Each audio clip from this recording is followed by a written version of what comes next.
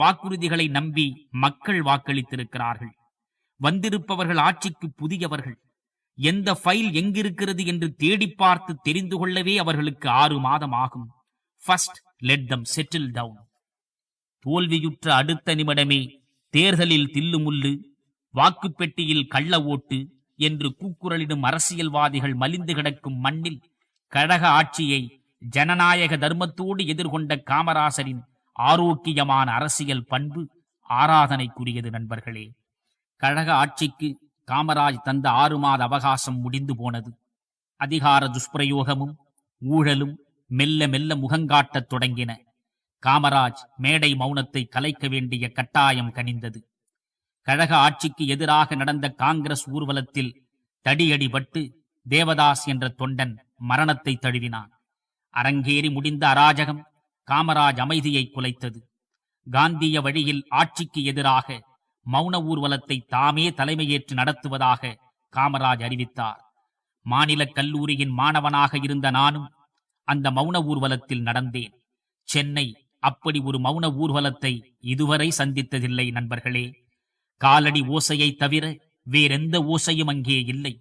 ஊர்வலத்தை பார்த்த பொதுமக்கள் மத்தியிலும் கனமான மௌனம். காமராஜ் உட்பட அத்தனை தலைவர்களும் வியர்வை வழிய நடந்தனர். மௌன ஊர்வலம் மெரினா கடற்கரையில் முடிந்தது. பொதுக்கூட்டத்தில் காமராஜ் முன்னிலையில் முக்கியமான தலைவர்கள் பேசத் தொடங்கினர். எங்கிருந்தோ சரமாரியாக விழுந்த கற்களில் 2 பேர் காயமுற்றனர். கூட்டத்தில் பரபரப்பு. காமராஜ் திரும்பி பார்த்தார். அவரிடம் காட்டுவதற்காகவே ரத்தம் வடிந்த தொண்டர்களை சிலர் மேடைக்கு அழைத்து வந்தனர். காமராஜ் அவர்களிடம் கோபத்துடன் சீறினார். இங்கே என்ன நாடகமா நடத்துறீங்க? அடிபட்டவனை ஹாஸ்பிட்டலுக்கு அழைத்துச் செல்லாமல் மேடையில் என்ன ஷோ காட்டுறீங்களா? நண்பர்களே, ஒரு தொண்டன் சிந்திய ரத்தத்தை காட்டி கூட்டத்தில் உணர்ச்சியை ஊட்டி அரசியல் நடத்த விரும்பாத அபூர்வமான அரசியல்வாதியை நான் அன்றுதான் வியப்பால் விழியகல பார்த்தேன். கூட்டம் தொடர்ந்தது. அடுத்து கவிஞர் கண்ணதாசன் பேசுவார். அறிவிக்கப்பட்டதும் ஒரே ஆரவாரம்.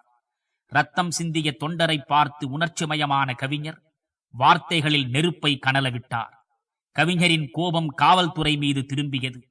போலீஸ் கமிஷனர் ஷெனாய் மந்திரிகளின் மனைவிமார்களுக்கு புடவை துவைக்கப் போவது நல்லது என்று கண்ணதாசன் சொன்னதும் அரசியல் மேடை நாகரிகத்தின் எல்லை மீறப்பட்டதாக காமராஜ் கருதினார்.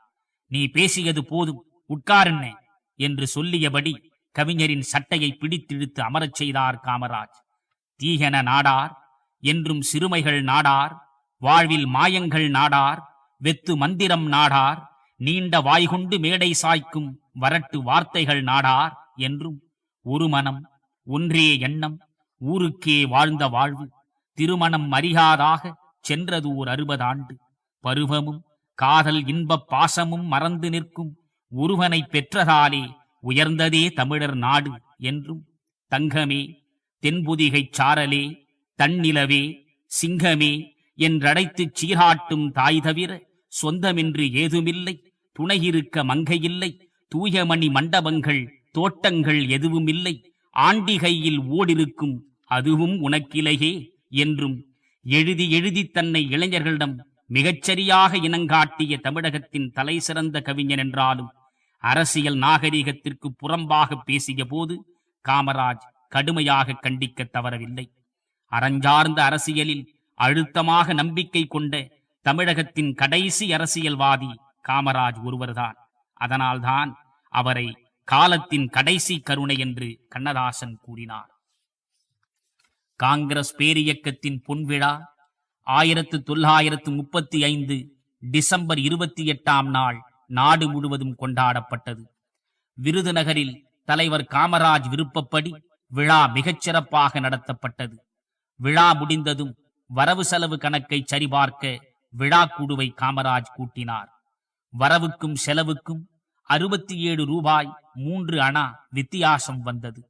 பொருளாளர் பொறுப்பில் இருந்த நண்பர் முருகதனுஷ்கோடியிடம் காமராஜ் வித்தியாசத்திற்கு விளக்கம் கேட்டார். எப்படியோ செய்த செலவை எழுத மறந்துவிட்டேன், என்மேல் நம்பிக்கை வைத்து வித்தியாச தொகையை கொஞ்சம் தள்ளுபடி செய்து விடுங்கள் என்று முருகதனுஷ்கோடி வேண்டினார். பொதுப்பணத்தை பொறுப்பாக கையாள வேண்டும், 1/2 மணி நேரம் அவகாசம் தருகிறேன், கணக்கை சரியாக எழுதிக் கொடு, இல்லையென்றால் 67 ரூபாய் 3 அணாவை உடனே கட்டிவிட வேண்டும் என்று காமராஜ் கட்டளையிட்டார். எதற்கு செலவு செய்தோம் என்பதை மறந்துவிட்ட தனுஷ்கோடி அந்த மறதிக்கு தண்டனையாக 67 ரூபாய் 3 அணாவை கட்டினார். நண்பர்களே, இப்போது கூட காமராஜ் நினைவு இல்லத்திற்கு நீங்கள் சென்றால் அவர் கைப்பட வ.உ. சிதம்பரம் பிள்ளைக்கு தந்தது, நோட்டு புத்தகம் வாங்கியது என்று அணா பைசா விவரத்துடன் கணக்கு எழுதி வைத்திருப்பதை காணலாம். பொது வாழ்வில் அவர் பூண்டிருந்த நேர்மையும் தூய்மையும் தான் அவரை காலாகாந்தி என்று வடநாட்டு மக்களையும் அன்போடு அடைக்கச் செய்தது. கமிஷன் வாங்கியதனால் விசாரணை கமிஷனை சந்திக்கும் எரி நட்சத்திர அரசியல்வாதிகளுக்கு நடுவில் காமராஜ் ஒரு தூய்மையான துருவ நட்சத்திரம். காமராஜ் எந்த கல்லூரியில் படித்தார்? கல்லூரி வாசலையாவது அவருடைய கால்கள் மிதித்ததுண்டா என்று எதிர்க்கட்சி மேடைகளில் ஏளனம் செய்தபோது பெருந்தலைவர் அதற்கு ஒரு மேடையில் அழகாக பதிலளித்தார். காமராஜ் கல்லூரியில் படித்தாரா, கல்லூரிக்குள் மழைக்காவது ஒதுங்கினாரா என்று கேட்கிறார்களே. நான் கல்லூரியில் படித்தேன் என்றோ கல்லூரிக்குள் கால் வைத்தேன் என்றோ எப்போது சொன்னேன்? நான் தான் படிக்காத பாமரன்னு உலகத்துக்கே தெரியுமே. நான் படிச்சதில்லைன்னு பச்சையா சொல்றேன். அதுக்கப்புறமும் காமராஜ் கல்லூரியில் படிச்சாரான்னு நீ ஏன் வீணா கேட்கிற? நான் கல்லூரியில் படிக்கல, கல்லூரி வாசல்ல கால் வைக்கல, வாஸ்தவம். அதனால்தான் நான் படிக்காத கல்லூரியில் நம்ம பிள்ளைகளெல்லாம் படிக்கட்டும்னு பாடுபட்டேன். எனக்கு கிடைக்காத கல்வி எல்லாருக்கும் கிடைக்கணும்னு தான் ஊர் ஊரா பள்ளிக்கூடம் கட்டினேன். எவ்வளவு உருக்கமான பதில்! ஊர் ஏளனமான நையாண்டிக்கு எவ்வளவு நியாயமான பதில்! நண்பர்களே, காமராஜ் கல்லூரிக்கு சென்று படித்ததில்லை என்பது உண்மைதான். ஆனால் அவர் படிக்காத மேதை என்று நெருங்கி பழகிய பத்திரிகையாளர்களுக்கு தெரியும். கேரள முதலமைச்சர் சங்கருடன் மலையாளத்திலும், ஆந்திர முதலமைச்சர் சஞ்சீவ ரெட்டியுடன் தெலுங்கிலும், கர்நாடக முதலமைச்சர் நிஜலிங்கப்பாவுடன் கன்னடத்திலும் காமராஜ் சரளமாக கருத்துக்களை பரிமாறிக்கொண்டதை எத்தனையோ பத்திரிகையாளர்கள் பார்த்து வியந்திருக்கின்றனர். ஆர் யூ ரெடி என்று நேரு கேட்டபோது நோ ஐ ஆம் நாடார் என்று காமராஜ் பதில் சொன்னதாகவும், ஆங்கில அறிவு அவருக்கு அறவே கிடையாது என்றும், அவர் ஒரு சாதாரண பாமர மனிதர் என்றும் சிலர் மேடைகளில் பேசி தங்கள் பாமரத்தனத்தை வெளிப்படுத்தியதை நானே பலமுறை பார்த்திருக்கிறேன். இந்திய இலங்கை ஒப்பந்தத்தில் கையொப்பமிட்ட பின்பு பிரதமர் சாஸ்திரி சென்னை திரும்பினார். ஆளுநர் மாளிகையில் அவரை பத்திரிகையாளர்கள் சந்தித்தனர். அகில இந்திய காங்கிரஸ் தலைவர் காமராஜ் சாஸ்திரியின் பக்கத்தில் அமர்ந்திருந்தார். இப்போது நீங்கள் இலங்கையுடன் செய்துள்ள ஒப்பந்தத்தை அடுத்து இலங்கையில் ஆட்சிக்கு வரும் அரசியல் கட்சி ஏற்றுக்கொள்ளும் என்று நினைக்கிறீர்களா என்று ஒரு பத்திரிகையாளர் கேட்டபோது சாஸ்திரி என்ன பதில் சொல்வதென்று தயங்கினார். உடனே Kamaraj, "Don't go and print any such suggestions in the paper. This is an agreement signed by two democratic governments. Just as any democratic government in India would honor this agreement, we expect any successor government in Ceylon to honor this agreement" என்று சொன்னார். மிகுந்த மகிழ்ச்சியுடன் Shastri, "I agree with Kamaraj ji" என்றார். தன்னை படிக்காத பாமரர் என்றும் ஆங்கிலம் அறியாதவர் என்றும் தொடர்ந்து மேடைகளில் எதிர்க்கட்சிக்காரர்கள் ஏளனம் செய்தபோது ஒரு நாள் கூட எனக்கு ஆங்கிலம் தெரியும் என்று காமராஜ் சொன்னதே இல்லை. Inside Africa, ends and means போன்ற புத்தகங்களை விரும்பி படித்தவர் Kamaraj. News week, time magazine போன்ற அயல்நாட்டு இதழ்களையும் தவறாமல் படித்து வந்தவர் காமராஜ். தமிழில் காமராஜர் எப்போதும் விரும்பி படித்தது கம்பராமாயணம். நண்பர்களே, இவற்றையெல்லாம் அவர் ஒரு நாளும் உலகத்திற்கு சொன்னதில்லை. ஏதும் அறியாதவன் ஆடுகிறான், எல்லாம் அறிந்தவன் அடங்கி கிடக்கிறான் என்பதற்கு வாழ்கால சாட்சியமாய் விளங்கியவர்தான் காமராஜ். காமராஜ் ஒரு நல்ல பேச்சாளர் அல்ல என்றுதான் முதலில் மக்கள் நினைத்தனர். அடுக்கு மொழியில் அலங்காரம் செய்து, வார்த்தைகளுக்கு வண்ணம் தீட்டி, நீட்டியும் மடக்கியும் ஆலாபனை நடத்தி அடிக்குரலில் பேசுவதுதான் அழகிய பேச்சு என்ற பொய்யான அபிப்பிராயம் இங்கே அழுத்தமாக வேரூன்றிவிட்டது.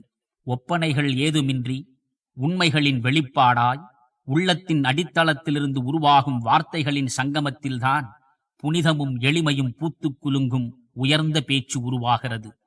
உண்மையும் எளிமையும் மட்டுமே எது நல்ல பேச்சு என்று அளப்பதற்கான சரியான அளவுகோல்கள். இந்த அளவுகோல்களை வைத்து பார்த்தால் காமராஜ் ஒரு சிறந்த பேச்சாளர் என்பது புரியும். சாதாரண மொழியில் அடுத்தவர் நெஞ்சம் புண்ணாகாமல் நகைச்சுவையோடு காமராஜ் பேசுவதில் வல்லவர்.